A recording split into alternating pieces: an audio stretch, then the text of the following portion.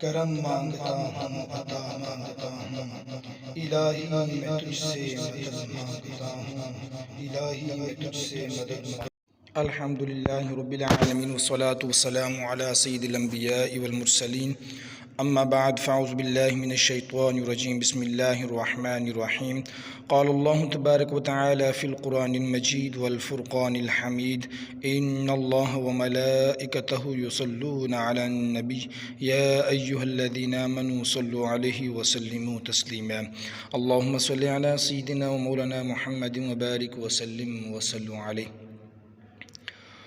معزز سامعین، اس جمعۃ الوداع کے بعد رمضان مبارک ہم سے بچھڑنے کو ہے۔ رمضان کے بعد دیکھتے ہیں کہ آپ کم کھاتے، کم سوتے، کم بولتے اور کیا اپنے نفس کی چوکی داری کرتے ہیں یا پہلے کی طرح پھر ویسے ہی زندگی گزارنا شروع کر دیتے ہیں؟ یاد رکھیے اللہ تعالیٰ نے سورہ العمران میں ارشاد فرمایا ہے کہ تم اس وقت تک نیکی کو نہیں پا سکتے جب تک کہ تم اپنی پسندیدہ ترین چیز اللہ کی راہ میں نہ دے دو۔ کھانا پینا، آرام اور نفس کی بے لگام آزادی سے بڑھ کر انسان کی پسندیدہ چیز اور کیا ہوگی؟ کم کھانے کا مطلب یہ نہیں کہ آپ مطلوبہ ضروری غذائیت کو ہی فراموش کر بیٹھیں۔ کم کھانے کا مطلب یہ ہے کہ آپ نفس کے اندر موجود زیادہ سے زیادہ کھانے کے ندیدے پن اور اس حوالے سے حرام و حلال دولت اکٹھا کرنے کی ہوس کو لگام ڈالتے ہیں یا نہیں۔ ضرورت کے مطابق مال و دولت کا تو حکم ہے، مگر دراصل یہ مال و دولت بے لگام ہوس ہے جو اللہ تعالیٰ انسان کی زندگی سے منحا کرنا چاہتے ہیں۔ جب ایک انسان پورا مہینہ بہت کچھ نہ کھا کر اور نہ پی کر بھی زندہ رہ سکتا ہے تو زیادہ سے زیادہ کی ہوس کا کیا معنی رکھتی ہے؟ کم سے کم سونے کا مطلب یہ ہرگز نہیں ہے کہ آپ جسمانی آرام کو اپنی زندگی سے خارج ہی کر دیں، بلکہ اس کا مطلب یہ ہے کہ آپ اپنے نظام الاوقات کو جس طرح بہترین استعمال کر کے عبادت میں اہتمام کرتے ہیں اور اللہ کی خاطر کس قدر اپنے آرام اور بے سر و پا محفلوں سے دامن بچاتے ہوئے اللہ کے سامنے حاضر رہنے کو ترجیح دیتے ہیں۔ سورہ مزمل آیت نمبر 6۔ بے شک رات کا اٹھنا دل جمی کے لیے انتہائی مناسب اور بات کو بالکل درست کر دینے والا ہے۔ سورہ ہود آیت نمبر 114۔ مفہوم دن کے دونوں سروں پر نماز قائم کرو اور رات کی کئی ساعتوں میں بھی۔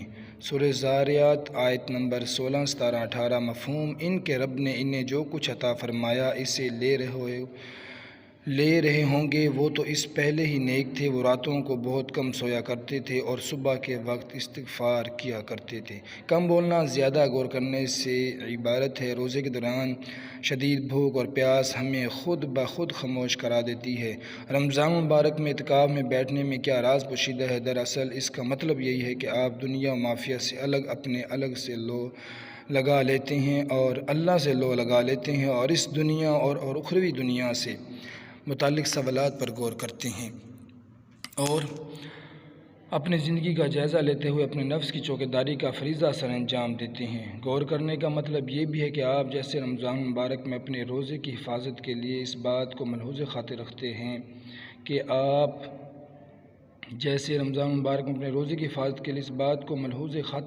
کہ آپ سے کوئی ایسا کام نہ ہو جائے جو اللہ کو ناپسند ہو، آپ کا روزہ ضائع ہو جائے، بلکہ اس طرح گیا رمضان آپ اپنے نفس کی اس طرح کی چوکیداری کرتے ہیں یا نہیں۔ سورہ یوسف آیت نمبر 23۔ مفہوم اس عورت نے جس کے گھر میں یوسف تھا، یوسف کو درگلانا شروع کیا، وہ اپنے نفس کی نگرانی چھوڑ دے اور دروازہ بند کر کے کہنے لگی، آ جاؤ یوسف۔ اس طرح کی نفس کی نگرانی اللہ تعالیٰ نے آپ کو تمام رمضان میں سکھائی ہے۔ نفس کی نگرانی کے پورے مہینے عمل مشق کے بعد اب دیکھنا یہ ہے کہ آپ غیر رمضان اپنی زندگی کے لمحات کیسے گزارتے ہیں۔ سورہ نازعات آیت نمبر 37 تا 40۔ مفہوم تو جس شخص نے سرکشی کی ہوگی اور دنیاوی زندگی کو ترجیح دی ہوگی اس کا ٹھکانہ جہنم ہی ہے، مگر ہاں جو شخص اپنے رب کے سامنے کھڑا ہونے سے ڈرتا رہا ہوگا اور اپنے نفس کو خواہشیں روکا ہوگا۔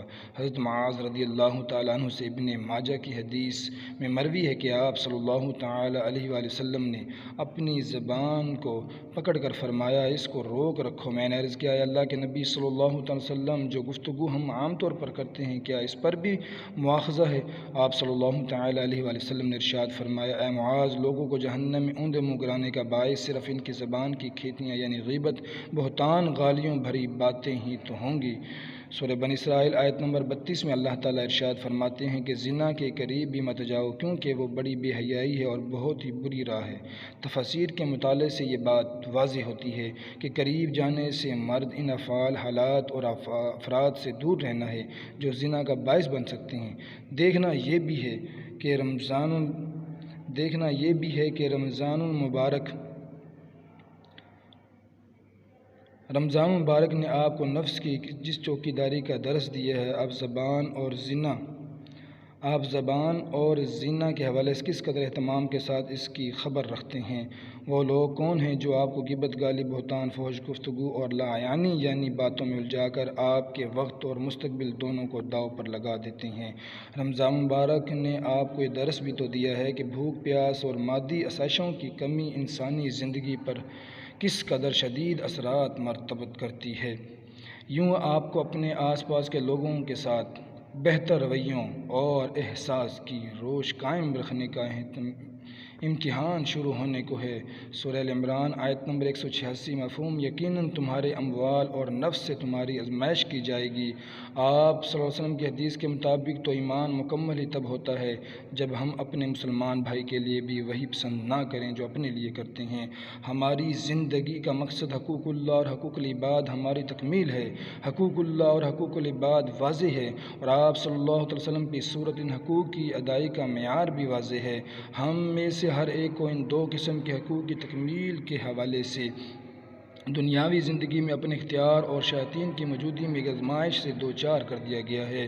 علوم قرآن و حدیث کا مقصد یہی ہے کہ ان کے ذریعے حقوق اللہ اور حقوق العباد کو اس انداز میں پیش کیا جائے کہ عام لوگوں کو یہ صراط مستقیم ان کو اپنی زندگی کے تناظر میں بالکل صاف نظر آئے، اور یوں زندگی میں پیش آمد کسی دورہ ہے پر صراط مستقیم طے کرنے کا امکان میسر رہے۔ لیکن صراط مستقیم پر چلنے کے بعد بھی کامیابی اللہ کی مرضی پر منحصر ہے۔ ہم مسلمان بچپن سے لڑکپن اور جوانی سے دیڑھ عمر تک اور پھر بڑھاپے سے صراط مستقیم کو طے کرنے کے عمل سے دوچار رہتے ہیں اور یہ سب تدریجاً ہوتا ہے۔ درس ہائے رمضان المبارک بے شمار ہے، مگر ان سب کا مقصد منتہا یہی ہے کہ آپ انہیں کس قدر اہتمام اور شوق سے اپنی عملی زندگی میں جاری کرتے ہیں۔ اس سلسلے میں آپ تدریج کا راستہ بھی اپنا سکتے ہیں، مگر پھر بھی یاد رکھیے کہ شیطان بھی کہیں تدریج کے ساتھ آپ کو اپنے راستے پر نہ لے جائے۔ سورہ اعراف آیت نمبر 16، 17، 18 مفہوم: پھر شیطان نے کہا، مجھے تو نے ملعون کیا ہی ہے، میں بھی تیرے سیدھے راستے پر ان انسانوں کو گمراہ کرنے کے لیے بیٹھوں گا، پھر ان کے آگے سے اور پیچھے سے، دائیں سے اور بائیں سے آؤں گا، اور تو ان میں اکثر شکر گزار نہیں پائیں گے۔ اللہ نے فرمایا، یہاں سے نکل جا۔